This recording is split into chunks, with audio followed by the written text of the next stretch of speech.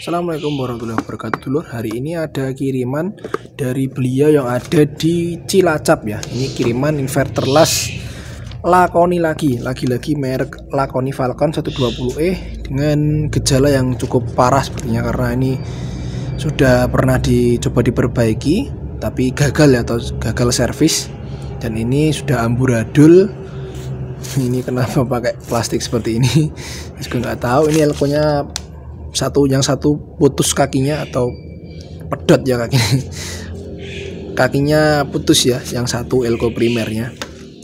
Ini ada dikasih keterangan mesin las mati, indikator tidak nyala, R22. Ini yang dimaksud ini R2,2 ohm ya di outputnya elko yang menuju ke BWM, menuju ke PSU. Gosong R22 gosong, elko gede, kakinya putus bener. Ini yang satu nggak ada. MOSFET K3878 sudah diganti tapi mungkin belum nyala ya. Tolong saklar diganti yang bagus biar tidak leleh. Yang perlu diganti ganti aja, yang penting awet. Oke, siap Pak. Terima kasih sebelumnya, sama-sama. Terima kasih juga telah memberikan kepercayaan kepada saya. Nomor rekeningnya ini nanti aja. Soket dilepas semua, tolong masukin ke YouTube. Oke, siap. Makanya ini saya buatkan tutorial, sebenarnya saya buatkan video dokumentasi maksudnya, karena sebenarnya saya sendiri sudah banyak membuat video tentang mesin las Lakoni ya, apalagi Falcon 120 itu udah banyak sekali video-videonya. Jadi ini sebenarnya saya buatkan video untuk dokumentasi saja, karena beliau minta untuk dibuatkan video diupload ke YouTube ya. Jadi saya buatkan video. Kondisinya sudah mungkin ya saya katakan amburadul, cukup parah, karena ini perlu banyak perlu banyak perjuangan sepertinya. Udah pernah gagal servis juga ya. Soket-soket semua udah dilepas, dan ini saya lihat R-nya kok diganti. Ini salah ini Bun. Ini harusnya R-nya 2,2, 2R2 ya. Malah diganti 2K2. Ini salah fatal ini ya. Oke, saya lepas dulu untuk PWM-nya. Kita normalkan dulu untuk PWM-nya atau modul yang bagian sering saya sebut modul BWM Lakoni ini. Kita lepas dulu, dan nanti kalau ini udah normal kita normalkan yang PCB belakang atau PCB finalnya teman. Oke, ini PWM-nya, modul BWM-nya udah saya lepas, udah saya bersihkan. Ini udah tak lepas dulu ya teman. Untuk MOSFET PSU-nya K3878 ini sepertinya udah pernah diganti, karena fisiknya udah tinggi seperti ini ya. Ini baru ini kondisinya. Kita lepas dulu untuk meminimalisir kerusakan yang lebih fatal. Kita cek dulu PSU-nya, cek dulu bagian primer, PWM primer power supply-nya, apakah dia keluar tegangan untuk gate MOSFET-nya atau output IC UC3845 yang menuju gate MOSFET K3878, apakah keluar tegangan atau enggak. Kalau belum keluar tegangan berarti masih ada masalah di primernya teman. Masih ada masalah di PWM UC3845. Ini kita pasang dulu untuk jalur high voltage ya, atau supply primernya 310 volt atau 320 volt. Ada yang nyebut 308, ada yang nyebut 320, pokoknya ikulah. Positif di sebelah kanan yang dapat resistor 100 kilo, yang groundnya itu ke R2,2 atau 2R2. Jadi ada double ya, 2R2 yang di sini dan 2R2 yang di sebelah PCB belakang tadi. Kita nyalakan dulu dan kita cek tegangannya. Aduh. Oke, nyalakan dulu ya bos. Bismillah. Oke, sudah menyala. Maksudnya menyala itu power supply tegangan tingginya ya. Kita cek ini groundnya, kita jepit di sini. Terus kita cek ini multimeter yang sebelah sini ya. Ini habis baterai. Ini tegangannya 302 volt karena di seri pakai bohlam 100 watt ya, jadi agak ngedrop. Kita cek di sebelah sini nomor 2 ini ya. Pin nomor 2 ini adalah output ke gate-nya. Dia kok nggak ada apa-apa di sini. Kaki tengahnya ini loss ya, karena belum ada MOSFET-nya. kaki tengah drain, masih drainnya MOSFET loss karena belum ada MOSFET, jadi dia belum nge-switch ya, trafonya belum bisa nyala. Nih nggak ada nyala apa-apa ya, karena ya MOSFET-nya dicopot. Di sini kok nggak ada apa-apa, harusnya ada tegangan sekitar 0,275 atau 0,3 volt. Oke, sebentar kita coba tambahkan timah ya, apakah biasanya ini ada limnya, jadi nggak connect ke probe multimeter. Kita cek lagi, ini di sini dia memang benar-benar nggak ada teman ya, jalur gate-nya 0 volt itu. Kita cek kaki nomor 7 atau VCC-nya UJ345, atau di sini outputnya R step down ya, ada 2 R step down-nya, yang satu di bawah R 100 kilo dan ini yang kedua, jadi di seri dia outputnya harusnya 8 volt. Ini ada 8 volt ya teman, 8 volt ada 8,1 itu. Nah itu, tapi outputnya IC UJ345 hilang. Ini outputnya di sini ya, kaki nomor 6, kaki nomor 7 itu VCC, ini VCC. Nah ini VCC nya 8 volt. Ini outputnya yang di seri pakai 51 ohm, nggak ada sama sekali. Oke, nggak ada sama sekali lur. Berarti bener ya, dia mati totalnya karena bagian PWM primer power supply-nya masih bermasalah ya. Kita lepas dulu dan kita langsung ganti untuk UJ345 serta sendernya teman. Oke dulur, ini sudah selesai servisnya ya, alhamdulillah cepat tadi, nggak sampai 1 jam. Jadi yang saya ganti tadi ini ya IC-nya, ternyata IC-nya nggak apa-apa, sorry, maksudnya yang saya ganti sendernya sender 20 volt yang di sini tadi short. Ini sendernya ndi mau boh nanti parane mau boh hilang sendernya. Intinya tadi sendernya short ya, jadi sendernya antara pin anoda dengan pin katoda yang terhubung, katodanya terhubung dengan R51 ohm, 51 ohm tadi yang outputnya 51 ohm itu terhubung ke jalurnya gate MOSFET K3878 itu short dengan anodanya. Jadi outputnya IC menjadi short ya, atau konslet ke groundnya primer maksudnya, sehingga si IC nya tidak bisa berosilasi, tidak bisa mengeluarkan sinyal PWM-nya.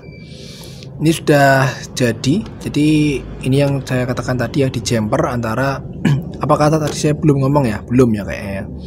Video sebelumnya mungkin saya udah ngomong ya, antara jalur nomor 2 ini. Nomor 2 ini adalah outputnya pin nomor 6 tadi, pin nomor 6 IC UJ345 atau yang dapat jalur katoda dioda sender tadi ya. Itu di jumper ke kaki gate-nya MOSFET ini sering sekali putus ya. Jadi jalurnya gate MOSFET itu dia ada di bagian atas dan ini sering sekali putus atau korosi teman. Jadi untuk mengantisipasi biar tidak rusak lagi, itu di jumper ya nomor 2 ini ke gate-nya. MOSFET sudah saya pasang K3878 dan dipastikan semua resistor dan dioda maupun kapasitor yang ada di PCB PWM PSU ini normal semua, harus dicek satu persatu biar tidak terjadi drop tegangan ya. Biasanya kalau ada masalah, ada resistor mungkin 1 kilo ohm atau 10 kilo atau 5K satunya ada yang melar nilainya, biasanya tegangannya ngedrop atau malah tegangannya over ya. Oke, ini untuk menyalakannya biar PWM nya aktif ya. Semoga PWM nya nggak apa-apa, maksudnya PWM nya semoga masih oke. Nanti kita ganti aja untuk ini ya, kapasitor tantalum ini biar lebih awet nanti. Kapasitor tantalum ini sering sekali short atau konslet dengan ground. Dia terhubung, positifnya tantalum ini terhubung dengan kaki nomor 8 IC KA3525 sebagai pin soft start atau sebagai on off nya PWM lakoni ini. Jadi KA3525 untuk versi lakoni on off nya diatur oleh kaki nomor 8. Sedangkan untuk pin shutdown-nya itu nomor 10 itu dia langsung ke ground-nya. Jadi untuk on off-nya PWM ketika si kaki nomor 8 K3525 atau pin soft start ini tidak mendapatkan trigger ke ground atau bypass ke ground atau ada yang short ke ground, itu PWM-nya nggak akan aktif dan lama-kelamaan IC-nya rusak ya. Jadi nanti kita ganti untuk tantalumnya ini karena dia sangat berpengaruh ke kinerja IC BBM-nya sendiri. Oke, nyalakan, bismillah. Oke, lampu LED hijau nyala dan ini untuk mengakalinya biar nggak OC. Jadi pin termistor di sini kita jumper. Ini ya. Sensor suhunya kita jumper karena dia sistemnya sensor suhunya Lakoni ini dia normally close sebenarnya. Normally close. Jadi ketika posisi suhu normal dia harusnya nutup atau terhubung ya jalurnya. Ketika panas dia baru normally open. Jadi kenapa ketika si termistornya itu ya termostatnya itu dilepas, itu dia langsung OC karena sistemnya Lakoni itu seperti itu. Kita langsung cek tegangannya temen. Aduh, nanti mau ini jumper dulu ya untuk groundnya, ini warna merah nggak apa-apa. Kita jumper dulu untuk ground biar nggak megang. Nah di sini kita langsung cek. Aduh, kak gorine pur. Nah raket mau 24 volt ya di sini teman. 24 voltnya kita cek. Oke di sini kita cek. 27 ya, 26, 27. Sorry, maksudnya 24 volt itu suplai utama. Lakoni itu 26 sampai 28 volt. Ini 26,8. 12 voltnya kita cek langsung di soket ini, di soket simetris yang ke PCB kontrol arus. 12 volt plus ada, 12 volt minnya juga ada dan normal. Oke, ya kelihatan. Kita langsung cek kaki nomor 8 ini ya 4, aduh kok ini ingat drop ya bos, gading 4,7. Ini tadi probe saya agak kotor ya. 4,7 harusnya ini PWM sudah aktif ya, karena pin softwarenya sudah ada tegangan sekitar 4,5 sampai 5 volt. Kita cek pin nomor 16 ini ada ya, nomor 16 ini 5 volt. Nomor 5 ini gergajinya harusnya ada 2 volt. Oke. Nomor 11 ini output output A. Oke, terukur di situ. Kok agak ngedrop ya lur? Apa probe iki yang bermasalah? Ini malah ngedrop meneh.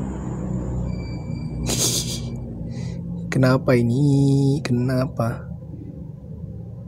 Dia nggak stabil lur. Entah kenapa ini. Bentar. Harusnya sih PWM sudah bekerja ini.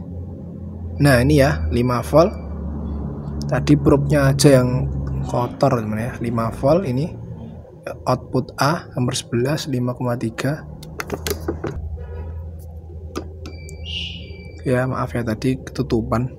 Ini 5,2 nomor 11. Nomor 14 nya output B nya 5,2 volt. Oke, sekarang kita cek untuk kaki gate nya MOSFET IRF. Ini paling bawah IRF Z24N 5,5 normal. Ini IRF 9Z 20 volt terhadap ground ya. Ini B channel. Ini N channel lagi atau IRF Z24N 5,5. Yang terakhir paling atas P channel atau IRF 9Z24N. Ini probe dek. Nah 20 volt. Oke, kita biarkan sebentar dan kita langsung tes untuk kaki drainnya 15,1. Oke, kita pindah ke osiloskop ini. Kita langsung cek ya, coba ya. Kita cek menggunakan osiloskopnya untuk melihat gelombang PWM-nya di output drain MOSFET sini. Output drainnya PWM. Drain MOSFET driver maksudnya ya. Kok melenca-melenca omonganku, ini efek capek ini ya. Efek banyak kerjaan. Oke, sudah terbaca di sana ya. Sinyal kotaknya PWM-nya ini 101,1 kHz dengan duty-nya 51%, 56%, 56,3 dengan VRMS-nya 15 volt tadi ya. Sama di sini tadi 15,1, 15,8. Ada selisih sedikit nggak apa karena si osiloskop ini lebih responsif atau lebih sensitif ya terhadap tegangan sekecil apapun. Kita pindah ke yang output sebelahnya, sama ya. Ini yang satu biasanya saya ngecek pakai 2 probe osiloskop, yang satu probe saya rusak teman. Ini probe saya putus jalurnya, putus kabelnya. Jadi yang ngetes sementara cuma satu. Ini yang satu, yang probe warna yang biasanya warna biru ini putus ya probenya. Pedot malahan. Oke, sudah normal teman. Kita normalkan dulu ya bagian PCB belakang karena ini BBM alhamdulillah sudah normal. Nanti tinggal sat buat rampung pokoknya.